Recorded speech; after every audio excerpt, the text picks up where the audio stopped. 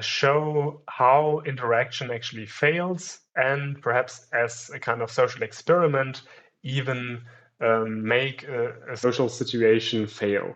So Garfinkel, one of the students in symbolic interactionism, is famous for using the breaching experiments.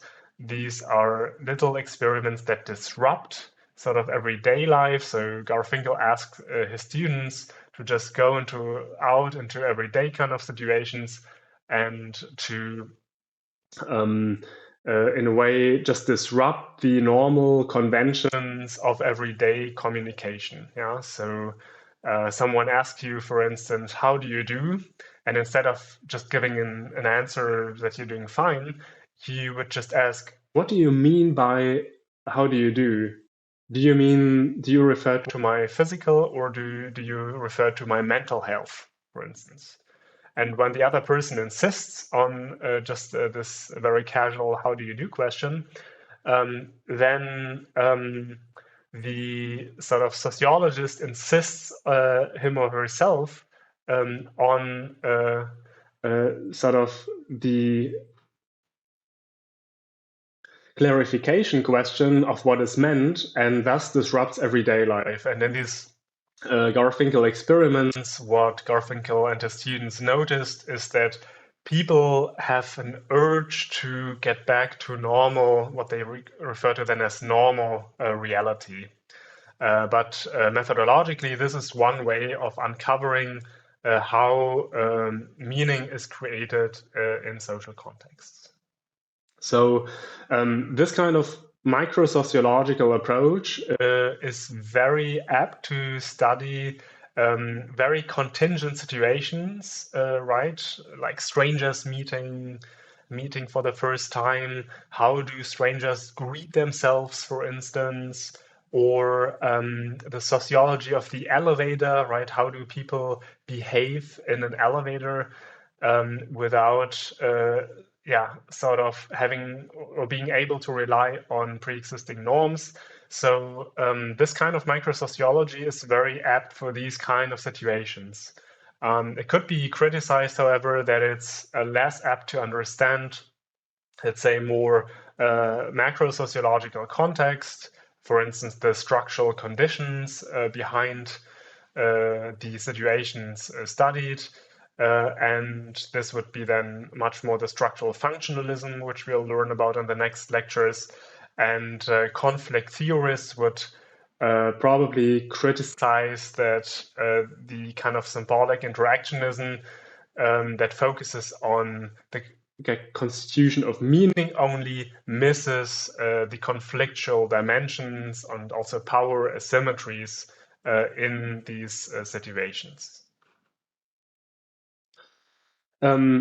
Related to social interactionism and symbolic interactionism is the sociological talk of the social construction of a certain situation.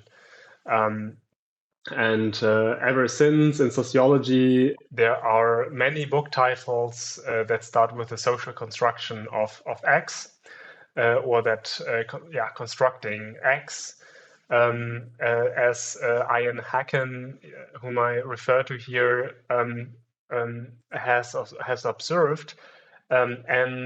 Construction here has both a process or a results meaning. So it may refer to just the constant production of a certain meaning in a situation. It can also refer to the result of something being constructed. And let's say the constructivist or constructionist sociology was also one of the labels that was used in the so-called science wars of the 1990s, when natural scientists criticized the strong program in the sociology of knowledge for its relativistic and sort of non-objectivistic kind of epistemology. And the strong program in the sociology of knowledge basically posits that all kinds of knowledge, all kinds of facts are just constructed. Yeah? And this is, if you want, an extreme legacy also of the symbolic interactionism that started in sociology. These kind of science wars have ended in a little bit of a stalemate with the different fractions talking at cross purposes. I found it very useful to refer here to Ian Hacking's book to distinguish, let's say, at least 4 different meanings of what social construction of X actually means. And I wanted to share this briefly with you here. So a first kind of very simple meaning of what social construction of something means is that human beings just causally produce material artifacts. I produce sort of this table, a carpenter produces a table, we build a house together, and so just the causal production of these artifacts, which are not part of the natural environment, this can be a case of social construction and one meaning. Yeah. This could be a meaning that a very materialist reading of Marx would also imply, where just human beings create their own environment, they externalize themselves. Yeah.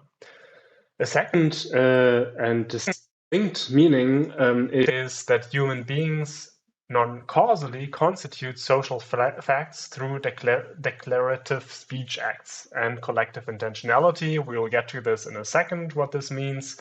But a case in point would be just this declarative speech act of we declare that this paper is money here. Yeah.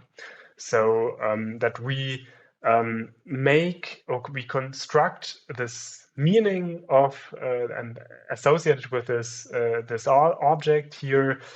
We do this in a non-causal way. We constitute the meaning, and this is possible because others also believe in sort of this social meaning. And this is different from just creating artifacts, right? The material artifact is already there. It's about associating it with a certain meaning. And I had introduced Isaac Thomas as one of the founding fathers also of American sociology. And he is, amongst others, known for the so-called Thomas theorem that reads, if man define situations as real, they're real and there are consequences, end of quote. And this quote is obviously not just about men, but about any social actors, which employs this second meaning of social construction, right? Where just the belief and perhaps even like common and joint belief in a certain fact just produces this very fact. And a typical example would be a bank run, for instance, where it is the case that banks have sufficient cash deposits. Then most people, following rumors, perhaps start thinking that there is a scarcity of liquidity, that they have to withdraw their deposits. So they define basically a situation of scarcity, and as a result, then this becomes a reality. Yeah. So this second meaning then of social construction also implies that social facts are, or institutional facts, as John Searle also calls them, are hinged on a human intentionality. That is, they depend on us. Yeah. It also implies that they are not inevitable. So they could be different. Yeah. So it doesn't have to imply that you can socially construct whatever, right? There has to be a joint belief and a common agreement also about the social construction. But it does mean that yeah, you can, for instance, declare also that this paper is not money anymore and that only gold counts as a means of payment. And this meaning of social construction finally implies also that there's nothing predetermined about it. Yeah? So that it can always be changed. The second meaning here of social construction can also be read in an emancipatory way. Think about Marx's critique of the fetishism of the commodity or fetishism of money, where once you observe or once you notice that certain social facts are social facts, right? That they depend on us, that they basically are hinged on our collective intentionality, then they can also be changed. So let's say many rather conservative ideologies have been about naturalizing social facts, so creating the belief that the social order of things is something given, God-given, or sort of given through status orders, etc. And then the observation that things are socially constructed and that we just forgot about them being socially constructed is important then also as a means of emancipation.